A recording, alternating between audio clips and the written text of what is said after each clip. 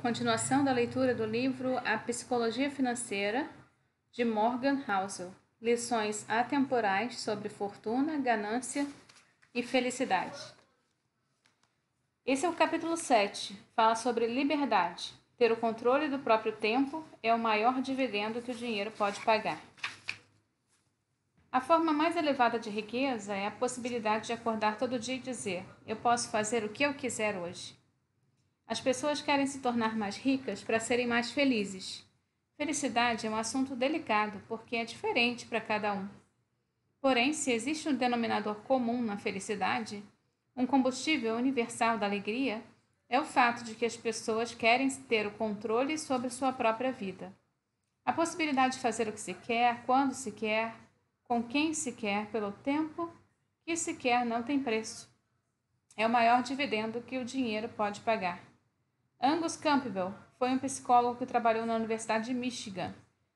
Nascido em 1910, realizou sua pesquisa durante uma época em que a psicologia se concentrava esmagadoramente em distúrbios que afetavam de forma negativa a vida das pessoas. Transtornos como depressão, ansiedade e esquizofrenia. Campbell queria saber o que deixava as pessoas felizes. Seu livro The Sense of Well-Being in America, O Bem-Estar nos Estados Unidos, uma tradução livre, publicado em 1981, começa afirmando que as pessoas em geral eram mais felizes do que a maioria dos psicólogos presumia. No entanto, algumas estavam se saindo melhor do que outras nisso. E o que as diferenciava não era obrigatoriamente o nível de renda, o local em que moravam ou o grau de instrução, porque muita gente em cada uma dessas categorias era cronicamente infeliz. O mais poderoso denominador comum da felicidade era simples. Campbell a resumiu da seguinte maneira: ter uma forte sensação de estar no controle da própria vida é o indicador mais confiável de sentimentos positivos de bem-estar do que qualquer uma das condições objetivas de vida a que costumamos prestar atenção. Mais do que o seu salário, mais do que o tamanho da sua casa, mais do que o prestígio do seu trabalho, poder fazer o que se quer, quando se quer, com as pessoas com quem se quer é a maior variável do estilo de vida que proporciona felicidade às pessoas. O grande valor intrínseco do dinheiro, e nunca é demais repetir isso, é a capacidade que ele nos dá de termos controle sobre o nosso tempo. A capacidade de obter pouco a pouco um nível de independência e de autonomia que vem de ativos não gastos e que nos proporciona maior controle sobre o que e quando podemos fazer.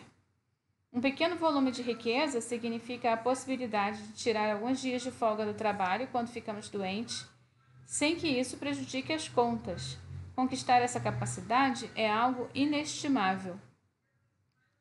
Um pouco de riqueza a mais significa poder esperar por uma boa vaga de emprego após uma demissão, em vez de ter que aceitar a primeira que aparecer. Isso pode mudar a sua vida. Um fundo de emergência para 6 meses de despesas significa não ter medo do seu chefe, porque você sabe que não vai ficar desamparado se precisar de algum tempo para encontrar um novo emprego. Ter ainda mais significa a capacidade de poder aceitar um cargo com um salário menor, mas com horário flexível, talvez mais perto de casa, ou ser capaz de enfrentar uma emergência de saúde sem o fardo extra de ter que pensar em como pagar pelas despesas médicas.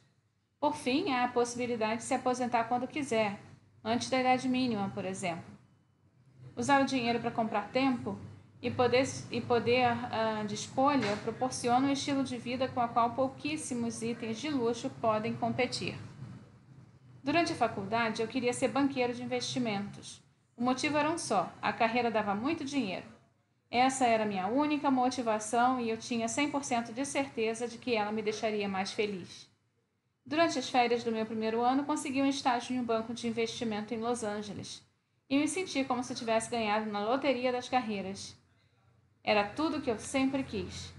No primeiro dia de trabalho, percebi que os banqueiros de investimento ganham bem. Eles trabalham muito mais horas do que eu acreditava que um ser humano conseguiria suportar. Na verdade, a maioria não consegue.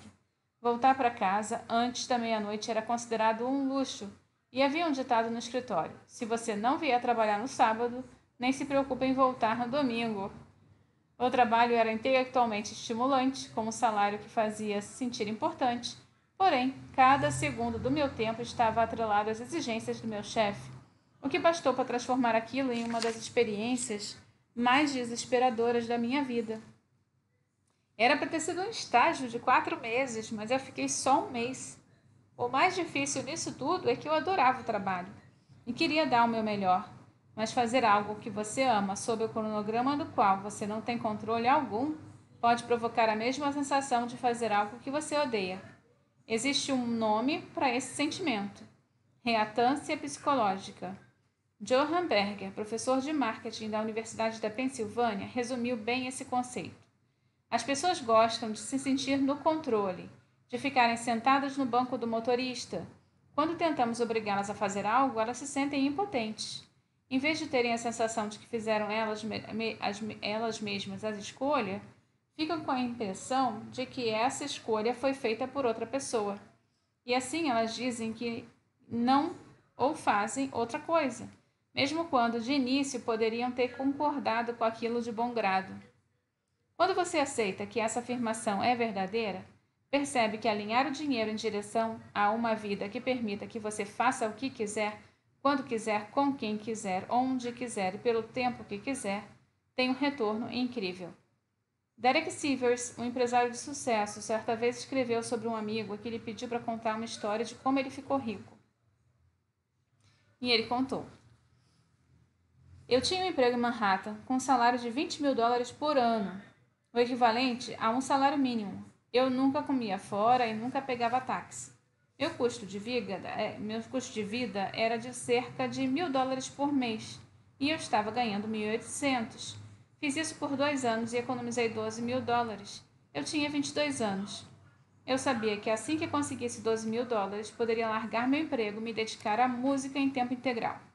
Sabia também que poderia conseguir alguns shows por mês para cobrir meu custo de vida. Logo, eu estava livre. Saí daquele emprego no mês seguinte e nunca mais tive um emprego. Quando eu acabei de contar essa história para um amigo, ele ficou esperando por mais. Eu disse que não havia mais, que tinha terminado. Ele insistiu. Tá, mas e quando você vendeu a sua empresa? Eu respondi que aquilo não tinha feito uma grande diferença na minha vida, era só mais um dinheiro no banco. A diferença real aconteceu quando eu tinha 22 anos. Os Estados Unidos são o país mais rico da história, mas há poucas evidências de que seus cidadãos sejam mais felizes hoje do que eram na década de 50, quando a riqueza e a renda eram bem mais baixas, mesmo tirando a média e ajustando pela inflação. Uma pesquisa realizada em 2019 pela Gallup com 150 mil pessoas de 140 países descobriu que cerca de 45% dos americanos disseram ter sentido muita preocupação no dia anterior. A média global era de 39%. 55% dos americanos disseram que sentiam muito estresse no dia anterior. No resto do mundo, 35% das pessoas disseram o mesmo. Parte disso se deve ao fato de que usamos nossa grande riqueza para comprar coisas maiores e melhores. No entanto, simultaneamente, abrimos mão de ter mais controle sobre o nosso tempo. Na melhor das hipóteses, uma coisa anula a outra. A renda familiar média ajustada pela inflação era de $29.000 em 55. Em 2019, havia passado para pouco mais de 62 mil. Por um lado, usamos essa riqueza para viver uma vida com que poucos americanos dos anos 50 podiam sonhar, mesmo para uma família de classe média. A casa americana média aumentou de 90 metros quadrados em 1950 para 225 metros quadrados em 2018. A nova casa americana média tem hoje mais banheiros que moradores. Nossos carros são mais rápidos e eficientes, nossas TVs são mais baratas e oferecem melhor definição de imagem. No entanto, isso mal parece um progresso quando analisamos o que aconteceu ao nosso tempo. E a razão, em grande parte, tem a ver com o tipo de trabalho que muitos de nós temos agora. John D. Rockefeller foi um dos empresários mais bem-sucedidos da história. Ele também era um recluso e passava a maior parte do seu tempo sozinho. Quase nunca falava, tornando-se deliberadamente inacessível e permanecendo calado quando alguém se dirigia a ele. Um operário de uma refinaria, uma vez ou outra, conseguia a atenção de Rockefeller. Certa vez ele comentou: ele deixa todo mundo falar, enquanto fica lá sentado sem dizer nada. Quando questionado sobre o seu silêncio durante as reuniões, Rockefeller, com frequência, recitava um poema.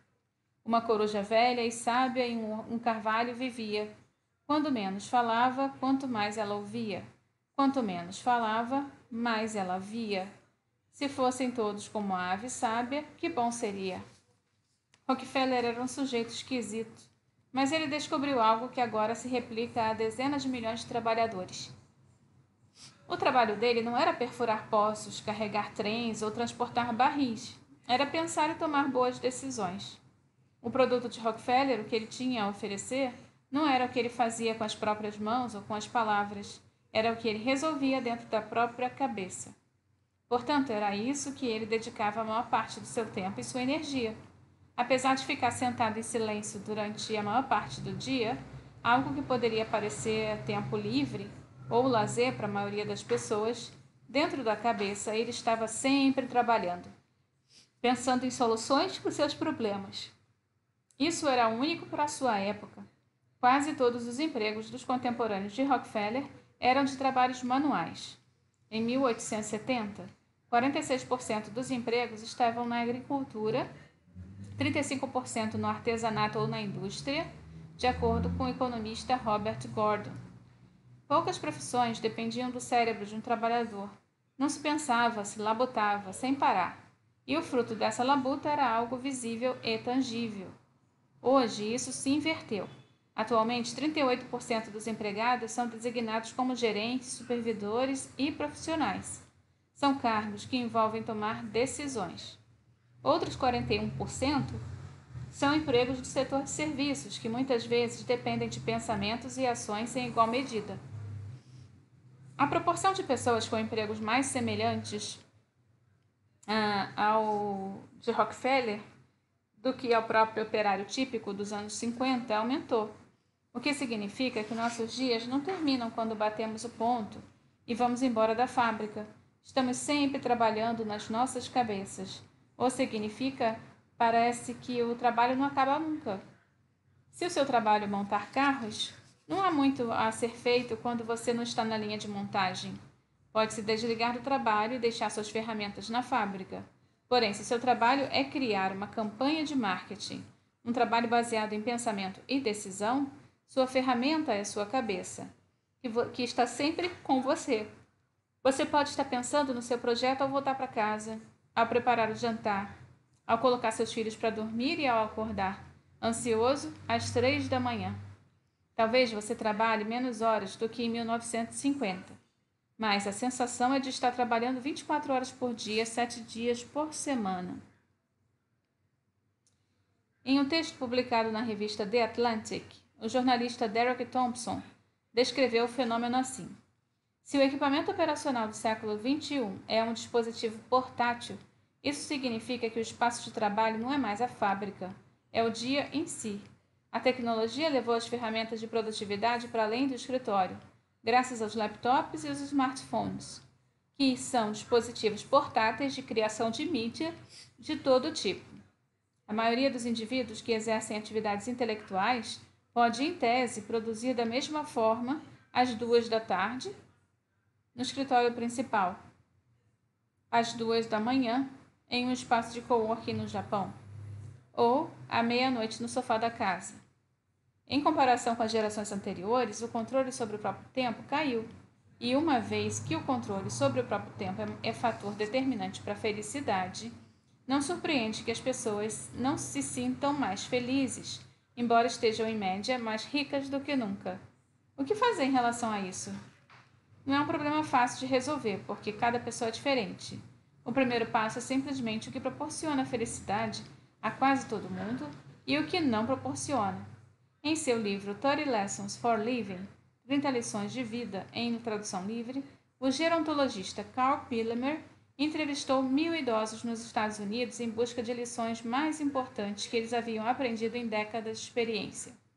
O autor escreveu: ninguém, nem uma única pessoa entre 1000, disse que para ser feliz é preciso trabalhar o máximo que puder para ganhar dinheiro e comprar tudo o que deseja.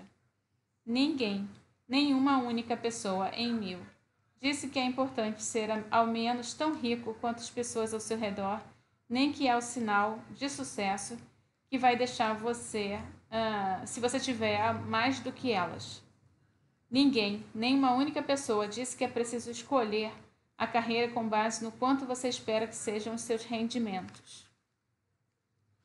O que eles valorizavam eram coisas como boas amizades, fazer parte de algo maior e passar tempo com os filhos. Seus filhos não querem seu dinheiro ou o que o seu dinheiro compra, eles querem você. Mais especificamente, eles querem que você esteja com eles, escreveu Pillemer. Quem diz isso? São pessoas que já passaram por tudo. Ter o controle do próprio tempo é o maior dividendo que o dinheiro pode pagar. Agora, um breve capítulo sobre um dos menores dividendos que o dinheiro pode pagar. O próximo capítulo vai falar do paradoxo do dono do carro. Ninguém liga para suas posses tanto quanto você. Então eu paro por aqui. Continuo na próxima leitura.